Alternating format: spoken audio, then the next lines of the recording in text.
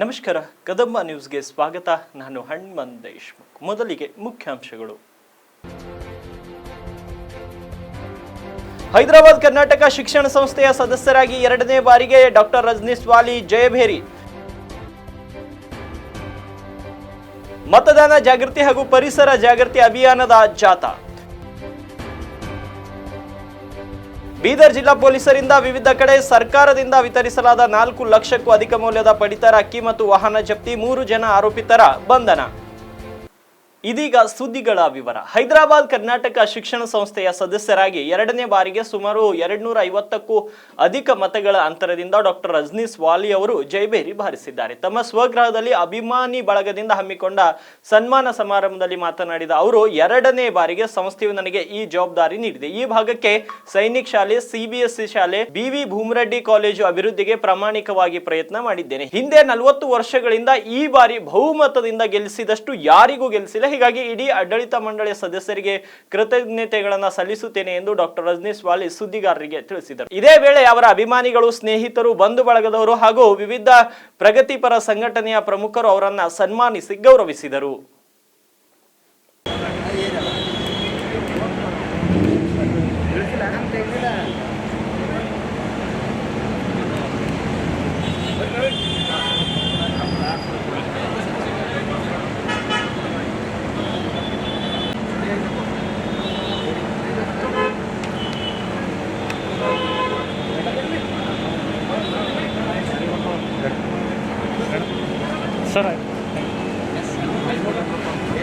ನಾನು ಡಾಕ್ಟರ್ ರಜನೀಶ್ ವಾಲಿ, HK society Bidar represent ಆಗಿ 2ನೇ ಬಾರಿ ಎಲೆಕ್ಷನ್ ನಿಂತು ಭಾರಿ ಬಹುಮತದಲ್ಲಿ ಗೆದ್ದಿದ್ದೀನಿ. ಅಂದರೆ ಇದರ ಅರ್ಥ ಏನಂದರೆ ನನಗೆ ಎಲ್ಲರೂ ಆಶೀರ್ವಾದ ಚೆನ್ನಾಗಿ ಮಾಡಿದ್ದಾರೆ ಮತ್ತು ನಾನು ಕೆಲಸನೂ ಚೆನ್ನಾಗಿ ಮಾಡಿದ್ದೀನಿ. Bidar Bhoomareddy college land restore ಮಾಡೋದಾಗಲಿ, CBSE ಸ್ಕೂಲ್ ಸ್ಟಾರ್ಟ್ ಮಾಡೋದಾಗಲಿ, ಸೈನಿಕ್ ಸ್ಕೂಲು ಸ್ಟಾರ್ಟ್ ಮಾಡಿದ್ದೀವಿ. ಇದೇ ವರ್ಷ ಅಡ್ಮಿಷನ್ ಸ್ಟಾರ್ಟ್ ಆಗ್ತಾಯಿದೆ. ಅದಕ್ಕೆ ಪ್ರಾಮಾಣಿಕವಾಗಿ ನಾನು ಕೆಲಸ ಮಾಡ್ತೀನಿ ಮತ್ತು ಏನೇನು ಭರವಸೆ ಕೊಟ್ಟಿದ್ದೀನಿ ಮತ್ತು ಯಾರ್ಯಾರು ಏನೇನು ಕುಂದುಕೊರತೆಗಳಿದೆ ಅವ್ರದ್ದೆಲ್ಲರೂ ಕೆಲಸ ಮಾಡಿಕೊಡ್ತೀನಿ. ಮತ್ತು ಬೀದರ್ದಾಗಲಿ, ಗುಲ್ಬರ್ಗದಾಗಲಿ, ನಮ್ಮ ರಾಯಚೂರದಾಗಲಿ ಯಾರದೇ ಮೆಂಬರ್ ಏನೇ ವರ್ಕ್ ಇದ್ದರು ಎಲ್ಲರೂ ಕೆಲಸಗಳು ಮಾಡಿಕೊಡ್ತೀನಿ. ಬೀದರಲ್ಲಿ ಇದೇ ವರ್ಷ Sainik school construction work start ಆಗೋದಿದೆ. 2 ವರ್ಷ ಮುಗಿಸ್ಬೇಕಂತ ಡಿಫೆನ್ಸ್ ಮಿನಿಸ್ಟ್ರಿಯಿಂದ ನಮಗೆ ಇದೆ, ಅಂದರೆ ಅಗ್ರಿಮೆಂಟ್ ಇದೆ. ಆ ಪ್ರಕಾರ 2 ವರ್ಷದಲ್ಲಿ ಸೈನಿಕ್ ಸ್ಕೂಲನ್ನು ಮುಗಿಸಿ ಸ್ಟಾರ್ಟ್ ಮಾಡ್ತೀವಿ. ಬಟ್ ಅಡ್ಮಿಷನ್ ಇದೇ ವರ್ಷ ಸ್ಟಾರ್ಟ್ ಆಗ್ತದೆ. ಬಿಲ್ಡಿಂಗ್ ಎಲ್ಲ ಕನ್ಸ್ಟ್ರಕ್ಷನ್ ಇನ್ಫ್ರಾಸ್ಟ್ರಕ್ಚರ್ ಎಲ್ಲ 2 ಇಯರ್ಸಲ್ಲಿ ಕಂಪ್ಲೀಟ್ ಆಗ್ತದೆ. ಒಳ್ಳೆ ರೀತಿ ಮಾಡಿಕೊಂಡು ಮುಂದೆ ಹೋಗ್ತಿರಂತೆ. ಈಗ ತಮಗೆ 2ನೇ ಬಾರಿ ಆಯ್ಕೆ ಮಾಡಿದ್ದಾರೆ ಸರ್, ಅದರದ್ದು ಯಾವ ರೀತಿ ಕೃತಜ್ಞತೆ ಹೇಳೋಕ್ಕೆ ಈ 2ನೇ ಬಾರಿ ಆಯ್ಕೆ ಆಗಿತ್ತು ಯಾವ ರೀತಿ ಕೃತಜ್ಞತೆ ನಾವು ಕೇಳಿದ ಕ್ವಶನ್ ಭಾಳ ಚೆನ್ನಾಗಿದೆ. ಯಾಕೆಂದರೆ ಹಿಂದೇನೋ 60 ವರ್ಷದಿಂದ ಮುಂದೇನೋ ಇನ್ನೊಂದು 40 ವರ್ಷವರೆಗೆ ನನಗೆ ಗೊತ್ತಿರೋ ಪ್ರಕಾರ ಇಷ್ಟು ಬಹುಮತದಿಂದ ಯಾರಿಗೂ ಗೆಲ್ಲಿಸಿಲ್ಲ ಗುಲ್ಬರ್ಗ ಜನ. ನನಗೆ ಗೆಲ್ಲಿಸಿದ್ದಾರೆ. ಅವ್ರು ಚಿರಋಣಿ ಆಗಿರ್ತೀನಿ. ಅವ್ರದ್ದು ಏನೇ ಕೆಲಸ ಇದ್ರೂ ಮಾಡಿಕೊಡ್ತೀನಿ ಅಂತ ಹೇಳ್ತೀನಿ. ತಮ್ಗೆ ಎಷ್ಟು ಬಹುಮತ ಬಂದಿದೆ? ನನಗೆ ಬಹುಮತ ಟೋಟಲ್ ಓಟು 622 ಬಂದಿದೆ. ಅರೌಂಡ್ 350 ಲೀಡ್ ಬಂದಿದೆ. ಅಂದರೆ ನಮ್ಮ ಬೀದರ್ ಸಪ್ರೇಟ್ ಕಾನ್ಸ್ಟೆನ್ಸಿ ಥರ ಕೌಂಟ್ ಮಾಡ್ತಾರೆ, ರಿಸರ್ವ್ ಕಾನ್ಸ್ಟೆನ್ಸಿ ಥರ. ಅಲ್ಲಿ 350 ಲೀಡ್ ಬಂದಿದೆ. ಜನರಲಲ್ಲಿ 4th 5th ಪ್ಲೇಸಲ್ಲಿದೆ. ದೇಶ ಸುತ್ತು ಕೋಶ ಓದು ನಾಣ್ಣುಡಿಯೂ ಅರ್ಥಪೂರ್ಣವಾದದ್ದು. ರಾಮಕೃಷ್ಣ ಮುನಿಗಾಲ್ ಕೇವಲ ಮೊಬೈಲ್ ಹಾಗೂ ಟಿವಿಯಲ್ಲಿ ಮುಳುಗದೆ ಕೋಶ ಓದುವ ಜೊತೆಗೆ ದೇಶ ಸುತ್ತಿದರೆ ಜ್ಞಾನಾರ್ಜನೆ ಹೆಚ್ಚಾಗುತ್ತದೆ ಎಂದು ಹಿರಿಯ ಉದ್ಯಮಿ ರಾಮಕೃಷ್ಣ ಮುನಿಗಾಲ್ ಅವರು ಅಭಿಪ್ರಾಯವನ್ನ ಪಟ್ಟರು. ಎಂದು ಬೀದರ್ನ ಗುರುನಾನಕ್ ಕಾಲೇಜಿನಲ್ಲಿ ಬರೀದ್ಶಾಹಿ ಉದ್ಯಾನವನದಲ್ಲಿರುವ ಹಿರಿಯರ ಯೋಗ ತಂಡದಿಂದ ಏರ್ಪಡಿಸಲಾದ ಮತದಾನ ಜಾಗೃತಿ ಅಭಿಯಾನ ಹಾಗೂ ಜಾಥಾದಲ್ಲಿ ಅವರು ಮಾತನಾಡಿದರು. ತೆಲಂಗಾಣ ರಾಜ್ಯದ ವಿವಿಧ ಸ್ಥಳಗಳಲ್ಲಿ ಮತದಾನ ಜಾಗೃತಿ, ಪರಿಸರ ಜಾಗೃತಿ ಹಾಗೂ ಅಂತಾರಾಷ್ಟ್ರೀಯ ಮಹಿಳಾ ದಿನೋತ್ಸವದ ಜಾಥಾವನ್ನ ಏರ್ಪಡಿಸಲಾಗಿತ್ತು. ಮುಂದುವರೆದು ಮಾತನಾಡಿ, ಯಾತ್ರೆಗಳನ್ನ ಮೇಲಿಂದ ಮೇಲೆ ಕೈಗೊಳ್ಳುವುದರಿಂದ ಮನುಷ್ಯನ ಜ್ಞಾನದಲ್ಲಿ ವೃದ್ಧಿಯಾಗುತ್ತದೆ ಎಂದರು. ಹಿರಿಯ ಗೃಹಿಣಿಯಾದ ವಿಜಯಲಕ್ಷ್ಮಿ ಗಂಗಪ್ಪ ಸಾವ್ಲೆ ಅವರು ಹಸಿರು ನಿಶಾನೆ ತೋರಿಸಿ ಜಾಥಾಕ್ಕೆ ಚಾಲನೆಯನ್ನ ನೀಡಿದರು. ನಿವೃತ್ತ ಅಧಿಕಾರಿ ವೀರಪ್ಪ ಉಪ್ಪಿನವರು ಮಾತನಾಡಿ, ವಿವಿಧ ಉದ್ದೇಶಗಳನ್ನು ಇಟ್ಟುಕೊಂಡು ತೆಲಂಗಾಣ ರಾಜ್ಯದ ಅನೇಕ ಭಾಗಗಳಲ್ಲಿ ಜಾಗೃತಿ ಅಭಿಯಾನವನ್ನ ಹಮ್ಮಿಕೊಳ್ಳಲಾಗಿದೆ ಎಂದರು. ಹಿರಿಯ ಯೋಗ ಮೇಲ್ವಿಚಾರಕ ಗಂಗಪ್ಪ ಸಾವ್ಲೆ ಅವರು ಎಲ್ಲರನ್ನ ಸ್ವಾಗತಿಸಿದರು. ಮಲ್ಲಿಕಾರ್ಜುನ್ ಪಟೇಲ್, ಅಶೋಕ್ ಶೀಲವಂತ್, ವೀರ್ ಶೆಟ್ಟಿ, ಸಂಜು ಪಾಟೀಲ್, ಸಂಜು ಕುಮಾರ್ ಶೀಲವಂತ್, ಭುವನೇಶ್ವರಿ, ಸಾಕ್ಷಿ, ಸುಲೋಚನಾ ಪಾಟೀಲ್, ಸುನೀತಾ, ಜ್ಯೋತಿ ಸೇರಿದಂತೆ ಮುಂತಾದವರು ಹಾಜರಿದ್ದರು.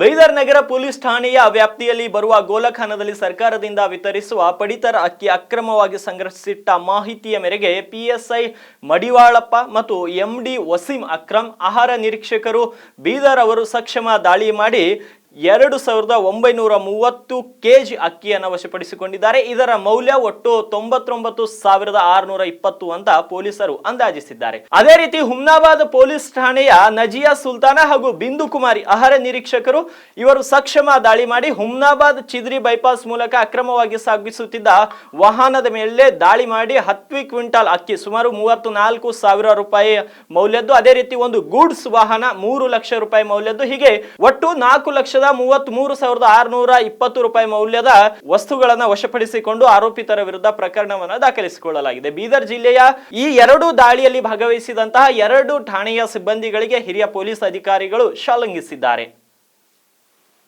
ಪಟ್ಟಣದ ಕೆಲವೆಡೆ ತಿಂಗಳುಗಳಿಂದ ನೀರು ಪೂರೈಕೆ ಆಗುತ್ತಿಲ್ಲ, ವಿಚಾರಿಸಿದರೆ ಡ್ಯಾಂನಲ್ಲಿ ನೀರಿಲ್ಲ, ಸಹಕರಿಸಿ ಎಂದು ಮುಖ್ಯಾಧಿಕಾರಿ ಪ್ರಕಟಣೆಯ ಮೂಲಕ ತಿಳಿಸಿಕೊಂಡಿದ್ದಾರೆ. ಬೇಸಿಗೆಯಲ್ಲಿ ನೀರು ಜೀವಜಲ ಮಾತ್ರವಲ್ಲ, ಜೀವನ ಜಲವಾಗಿದೆ.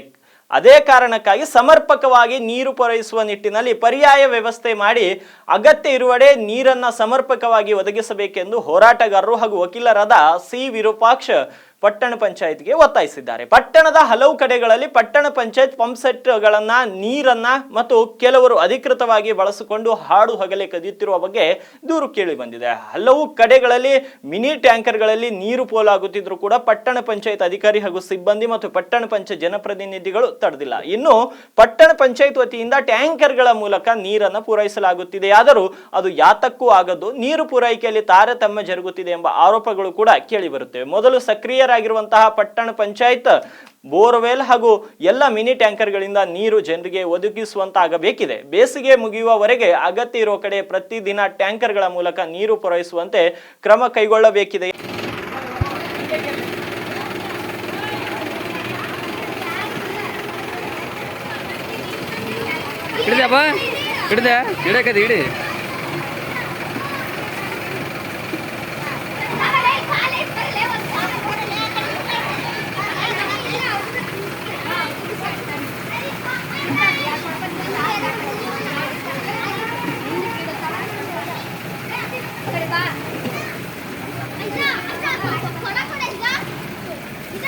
ವೇಸ್ಟ್ ಮಾಡಬೇಡು.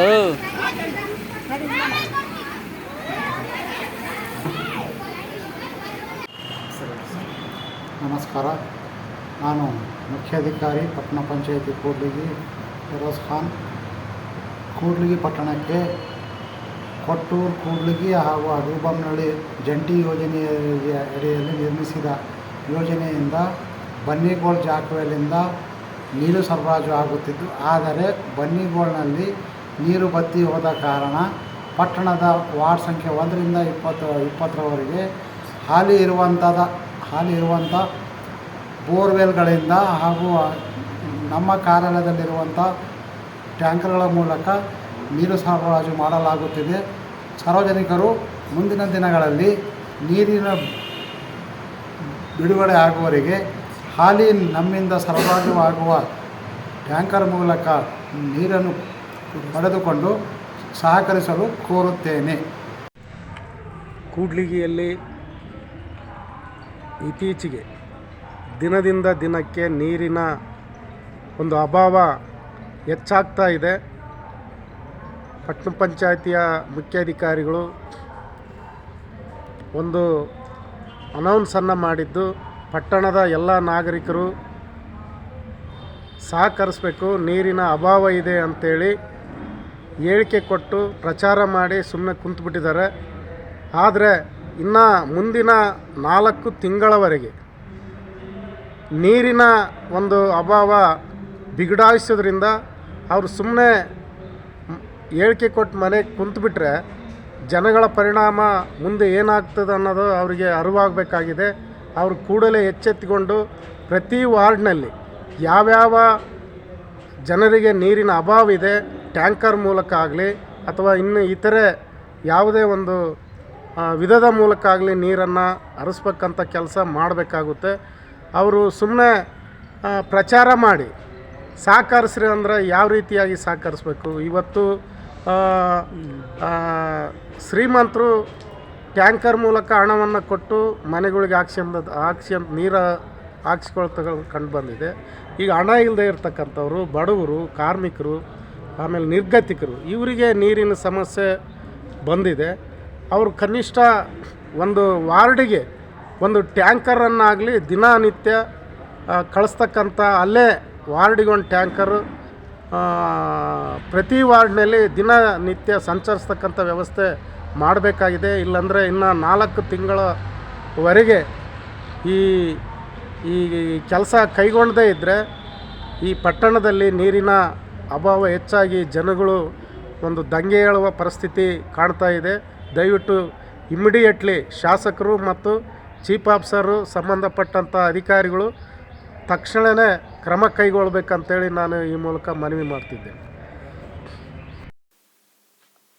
ಪಶು ಇಲಾಖೆಯಿಂದ ಬೀದರ್ ಜಿಲ್ಲೆಯಲ್ಲಿ ಜಾನುವಾರುಗಳಿಗೆ ಕಾಲು ಬಾಯಿ ರೋಗದ ಲಸಿಕಾ ಕಾರ್ಯಕ್ರಮವನ್ನು ಏಪ್ರಿಲ್ 1ರಿಂದ 30ರವರೆಗೆ ಹಮ್ಮಿಕೊಂಡಿದ್ದು, ಸಾರ್ವಜನಿಕರು ತಪ್ಪದೆ ತಮ್ಮ ಜಾನುವಾರುಗಳಿಗೆ ಕಾಲು ಬಾಯಿ ರೋಗದ ಲಸಿಕೆ ಹಾಕಿಸಿ ಎಂದು ಜಿಲ್ಲಾಧಿಕಾರಿ ಗೋವಿಂದ ರೆಡ್ಡಿ ಹೇಳಿದರು. ಅವರು ಮಂಗಳವಾರ ಜಿಲ್ಲಾಧಿಕಾರಿಗಳ ಕಚೇರಿ ಸಭಾಂಗಣದಲ್ಲಿ ಜಾನುವಾರುಗಳಿಗೆ ಕಾಲು ಬಾಯಿ ರೋಗದ ಲಸಿಕೆ ಕಾರ್ಯಕ್ರಮದ ಪೂರ್ವಭಾವಿ ಸಭೆಯಲ್ಲಿ ಅಧ್ಯಕ್ಷತೆಯನ್ನು ವಹಿಸಿ ಮಾತನಾಡಿದರು. ಬೇಸಿಗೆ ಇರುವುದರಿಂದ ಬೆಳಿಗ್ಗೆ ಜಾನುವಾರುಗಳಿಗೆ ಲಸಿಕೆ ಹಾಕಬೇಕು. ರೈತರು ತಪ್ಪದೆ ತಮ್ಮ ದನ ಮತ್ತು ಎಮ್ಮೆಗಳಿಗೆ ಲಸಿಕೆ ಹಾಕಿಸಿ ಸರ್ಕಾರದಿಂದ ಉಚಿತವಾಗಿ ಜಾನುವಾರುಗಳಿಗೆ ಲಸಿಕೆ ಹಾಕಲಾಗುತ್ತಿದೆ. ಬೇಸಿಗೆ ಇರುವುದರಿಂದ ಜಾನುವಾರುಗಳ ಬಾಯಿ ಮತ್ತು ಕಾಲುಗಳಲ್ಲಿ ಹುಣ್ಣುಗಳಾಗಿ ಅವುಗಳಿಗೆ ಆರೋಗ್ಯ ಸಮಸ್ಯೆ ಉಂಟಾಗುತ್ತದೆ. ಹಾಗಾಗಿ ಜಾನುವಾರುಗಳ ಬಗ್ಗೆ ಸಾರ್ವಜನಿಕರು ಕಾಳಜಿ ವಹಿಸಬೇಕೆಂದು ಹೇಳಿದರು. ಜಿಲ್ಲೆದಾದ್ಯಂತ ಈ ಲಸಿಕಾ ಕಾರ್ಯಕ್ರಮದಲ್ಲಿ 242 ಜನ ಲಸಿಕೆ ಹಾಕಲಿದ್ದಾರೆ. ಬೆಳಗ್ಗೆ 6 ಗಂಟೆಯಿಂದ 11 ಗಂಟೆ 30 ನಿಮಿಷದವರೆಗೆ ಪಶು ವೈದ್ಯಾಧಿಕಾರಿಗಳು ಹಾಗೂ ಸಿಬ್ಬಂದಿಗಳು ಲಸಿಕೆ ನೀಡಲು ತಮ್ಮ ಮನೆಗಳ ಭೇಟಿಗೆ ಬಂದಾಗ ಅವರಿಗೆ ಸಹಕಾರ ನೀಡುವುದರ ಜೊತೆಗೆ ತಮ್ಮ ಎಲ್ಲ ಜಾನುವಾರುಗಳಿಗೆ ಮರೆಯದೆ ಲಸಿಕೆ ಹಾಕಿಸಿ ಎಂದು ಹೇಳಿದರು. ಬೇಸಿಗೆ ಇರುವುದರಿಂದ ಜಾನುವಾರುಗಳಿಗೆ ಮೇವಿನ ಸಮಸ್ಯೆ ಆಗದಂತೆ ಮುಂಜಾಗ್ರತೆ ವಹಿಸಬೇಕು ಹಾಗೂ ಈ ಲಸಿಕಾ ಅಭಿಯಾನವನ್ನ ಜಿಲ್ಲೆಯಲ್ಲಿ ಯಶಸ್ವಿಯಾಗಿ ನಡೆಸಬೇಕೆಂದು ಪಶುಪಾಲನಾ ಮತ್ತು ಪಶುವೈದ್ಯ ಸೇವಾ ಇಲಾಖೆಯ ಉಪನಿರ್ದೇಶಕರಿಗೆ ಜಿಲ್ಲಾಧಿಕಾರಿಗಳು ಸೂಚನೆ ನೀಡಿದರು. ಈ ಸಭೆಯಲ್ಲಿ ಜಿಲ್ಲಾ ಪಂಚಾಯತ್ ಮುಖ್ಯ ಕಾರ್ಯನಿರ್ವಾಹಕ ಅಧಿಕಾರಿ ಡಾಕ್ಟರ್ ಗಿರೀಶ್ ಬದೋಲೆ, ಪಶುಪಾಲನಾ ಮತ್ತು ಪಶುವೈದ್ಯ ಸೇವಾ ಇಲಾಖೆ ಉಪನಿರ್ದೇಶಕರಾದ ಡಾಕ್ಟರ್ ನರಸಪ್ಪ, ಆರೋಗ್ಯ ಇಲಾಖೆ, ಮಹಿಳಾ ಮತ್ತು ಮಕ್ಕಳ ಅಭಿವೃದ್ಧಿ ಇಲಾಖೆ, ನಗರಸಭೆ ಸೇರಿದಂತೆ ಇತರ ಇಲಾಖೆ ಅಧಿಕಾರಿಗಳು ಹಾಗೂ ಪಶು ಇಲಾಖೆಯ ಸಹಾಯಕ ನಿರ್ದೇಶಕರು ಉಪಸ್ಥಿತರಿದ್ದರು. ರಾಷ್ಟ್ರೀಯ ಕಾನೂನು ಸೇವೆಗಳ ಪ್ರಾಧಿಕಾರ ನವದೆಹಲಿ ಇವರು ರಾಷ್ಟ್ರೀಯ ಅದಾಲತ್ ನಡೆಸಲು ನಿರ್ದೇಶನದನ್ವಯ ಜಿಲ್ಲಾ ಕಾನೂನು ಸೇವೆಗಳ ಪ್ರಾಧಿಕಾರ ಬೀದರ್ ಜಿಲ್ಲೆಯಲ್ಲಿ ದಿನಾಂಕ 16/3/2024ರಂದು ರಾಷ್ಟ್ರೀಯ ಲೋಕ ಅದಾಲತ್ ಅನ್ನು ಹಮ್ಮಿಕೊಂಡು ಜಿಲ್ಲೆಯಾದ್ಯಂತ ಒಟ್ಟು 37,679 ಪ್ರಕರಣಗಳಿಂದ ಒಟ್ಟು ಮೊತ್ತ 15,32,91,627 ರೂಪಾಯಿಗಳಿಗೆ ಇತ್ಯರ್ಥಗೊಳಿಸಲಾಗಿದೆ. ಇದರಲ್ಲಿ 16,638 ಪೆಂಡಿಂಗ್ ಪ್ರಕರಣಗಳನ್ನು ಇತ್ಯರ್ಥಗೊಳಿಸಲಾಗಿ 10,74,68,581 ರೂಪಾಯಿ ವಸೂಲಾತಿ ಹಾಗೂ ಪರಿಹಾರವನ್ನು ಒದಗಿಸಲಾಗಿದೆ ಎಂದು ಹಿರಿಯ ಸಿವಿಲ್ ನ್ಯಾಯಾಧೀಶರು ಹಾಗೂ ಜಿಲ್ಲಾ ಕಾನೂನು ಸೇವಾ ಪ್ರಾಧಿಕಾರದ ಸದಸ್ಯ ಕಾರ್ಯದರ್ಶಿಗಳಾದ NS ಕನಕಟ್ಟೆ ಹೇಳಿದರು. ಅವರು ಮಂಗಳವಾರ ಜಿಲ್ಲಾ ಕಾನೂನು ಸೇವೆಗಳ ಪ್ರಾಧಿಕಾರದ ಕಚೇರಿ ಸಭಾಂಗಣದಲ್ಲಿ ಕರೆದ ಪತ್ರಿಕಾಗೋಷ್ಠಿಯಲ್ಲಿ ಮಾಹಿತಿ ನೀಡಿದರು. ಜಿಲ್ಲೆಯಾದ್ಯಂತ ಒಟ್ಟು 21,041 ವ್ಯಾಜ್ಯ ಪೂರ್ವ ಪ್ರಕರಣಗಳನ್ನು ಇತ್ಯರ್ಥಗೊಳಿಸಲಾಗಿದ್ದು 4,53,23,046 ರೂಪಾಯಿ ವಸೂಲಾತಿ ಹಾಗೂ ಪರಿಹಾರವನ್ನು ಒದಗಿಸಲಾಗಿದೆ. ಬ್ಯಾಂಕ್ ವಸೂಲಾತಿ ಪ್ರಕರಣಗಳಿಗೆ ಸಂಬಂಧಿಸಿದಂತೆ ಜಿಲ್ಲೆಯ ಎಲ್ಲಾ ಬ್ಯಾಂಕುಗಳಿಂದ 7,997 ಪ್ರಕರಣಗಳನ್ನು ಗುರುತಿಸಿದ್ದು ಇವುಗಳಲ್ಲಿ 136 ಪ್ರಕರಣಗಳನ್ನು ಇತ್ಯರ್ಥಗೊಳಿಸಿ 1,33,47,150 ರೂಪಾಯಿ ಬಾಕಿ ವಸೂಲಿ ಮಾಡಲಾಗಿದೆ ಎಂದು ಹೇಳಿದರು. ನಗರಸಭೆ, ಪುರಸಭೆ, ಗ್ರಾಮ ಪಂಚಾಯಿತಿಗಳ ನೀರಿನ ತೆರಿಗೆ ಮತ್ತು BSNL, ಜೆಸ್ಕಾಂ ಬಾಕಿ ಬಿಲ್ಲು ಮತ್ತು ಟ್ರಾಫಿಕ್ ವಸೂಲಾತಿಯಲ್ಲಿ 20,905 ಪ್ರಕರಣಗಳನ್ನು ಇತ್ಯರ್ಥಗೊಳಿಸಲಾಗಿದೆ. ಒಟ್ಟು 3,24,75,896 ರೂಪಾಯಿಗಳನ್ನು ವಸೂಲಿ ಮಾಡಲಾಗಿದೆ. ಒಟ್ಟು ಜಿಲ್ಲೆಯಾದ್ಯಂತ ಸದರಿ ಲೋಕ ಅದಾಲತ್ನಲ್ಲಿ 37,679 ಪ್ರಕರಣಗಳನ್ನು ಇತ್ಯರ್ಥಗೊಳಿಸಲಾಗಿದ್ದು 15,32,91,627 ರೂಪಾಯಿಗಳಿಗೆ ಪರಿಹಾರ ವಸೂಲಾತಿ ಮೂಲಕ ಇತ್ಯರ್ಥ ಮಾಡಲಾಗಿದೆ. ಜಿಲ್ಲೆಯಾದ್ಯಂತ ಈ ಲೋಕ ಅದಾಲತ್ನಲ್ಲಿ ಒಟ್ಟು 5 ಜೋಡಿಗಳು ರಾಜ್ಯ ಸಂಧಾನದ ಮೂಲಕ ಒಂದಾಗಿರುತ್ತಾರೆ ಎಂದು ಹೇಳಿದರು. ಲೋಕ ಅದಾಲತ್ನಲ್ಲಿ ಎಲ್ಲಾ ಪ್ರಕರಣಗಳನ್ನು ಇತ್ಯರ್ಥಗೊಳಿಸಲು ಸಹಕರಿಸಿದ ಎಲ್ಲಾ ಇಲಾಖೆಯವರಿಗೂ ಹಾಗೂ ಜಿಲ್ಲೆಯಾದ್ಯಂತ ಹೆಚ್ಚಿನ ಪ್ರಚಾರ ಕೈಗೊಂಡ ಪತ್ರಿಕಾ ಮಾಧ್ಯಮದವರಿಗೂ ಪ್ರಾಧಿಕಾರದ ಮೂಲಕ ಅಭಿನಂದನೆಗಳನ್ನು ಸಲ್ಲಿಸಿದರು. ಈ ಪತ್ರಿಕಾಗೋಷ್ಠಿಯಲ್ಲಿ ಜಗದೀಶ್ವರ್, ಆಕಾಶ್ ಸಜ್ಜನ್ ಹಾಗೂ ರಾಹುಲ್, ನಾಗರಾಜ್, ಪ್ರೀತಿ, ಈರಮ್ಮ, ಜೀವನ್, ಯೌಹನ್ ಸೇರಿದಂತೆ ಇತರರು ಉಪಸ್ಥಿತರಿದ್ದರು. ಇವಾಗಿದ್ವು ಕದಂಬ ನ್ಯೂಸ್ನ ಇಂದಿನ ಪ್ರಮುಖ ಸುದ್ದಿಗಳು. ನಾಳೆಯ ಎಪಿಸೋಡ್ನಲ್ಲಿ ಮತ್ತೆ ಭೇಟಿ ಆಗ್ತೀನಿ. ನಮಸ್ತೆ.